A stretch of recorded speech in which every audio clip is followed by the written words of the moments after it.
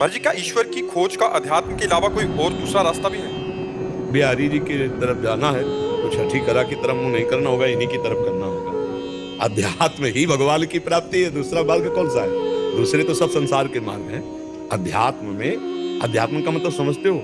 जहां दुविधा को मिटा दिया जाए, द्वैत को मिटा दिया जाए, नानात्व को मिटा दिया जाए, उसे अध्यात्म कहते हैं। नानात्व ये पूरा जगत है, दुविधा शत्रु मित्र मान अपमान लाभ हान सुख दुख जय पराजय जन्म मृत्यु, ये दुविधा दुनिया। नानात्व ये जो सब तुम्हें दिखाई दे रहा जड़ चैतन्य, इसको जो मिटा दे, स्त्री पुरुष भावना को मिटा दे, काम क्रोध पर विजय प्राप्त, उसे अध्यात्म कहते हैं। इसके बिना भगवान की प्राप्ति कर। अध्यात्म के कई मार्ग हैं। वो ज्ञान से चल सकता है, वो योग से चल सकता है, वो भक्ति से चल सकता है, वो कर्म योग से चल, उसके कई मार्ग हैं, लेकिन वो सब अध्यात्म ही है।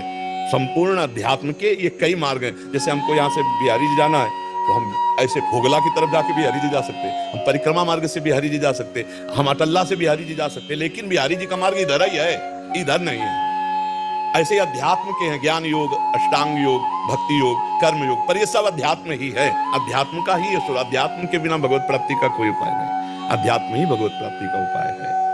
उसी में आ जाता है, जैसे हम गृहस्थ हैं तो हमें भगवत प्राप्ति कैसे हो? तो बोले सारे कर्म भगवान को समर्पित कर दो और ऐसी भावना करो कि हमारे पास जो भी पति पुत्र परिवार सब है, ये सब भगवान को समर्पित है और इनमें सब में भगवान विराजमान है। और नाम जप करो, अच्छे कर्म करो, भगवान की प्राप्ति हो जाएगी। नाथ सकल संपदा तुम्हारी, मैं सेवक समेत सुतनारी। और भजन करो भगवान, बिना भजन के भगवान की प्राप्ति नहीं है।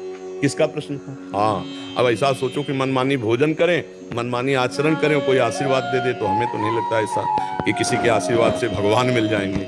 और आशीर्वाद भी तभी फलीभूत होगा जब हम धर्म से चलेंगे, हम नाम जप करेंगे, हम अच्छे। पापी को कभी आशीर्वाद भी फलीभूत नहीं होता, क्योंकि वो पापाचरण करेगा तो उसके ऊपर कोई प्रभाव नहीं पड़ेगा। तुम सच्चाई से चलो तो बिना कुछ चढ़ाए भी संतों की कृपा उदार है, वो ऐसे ही देते रहते हैं। वहां कुछ ऐसी जरूरत नहीं कि तुम चढ़ाओ, तो वो बनिया की दुकान नहीं है।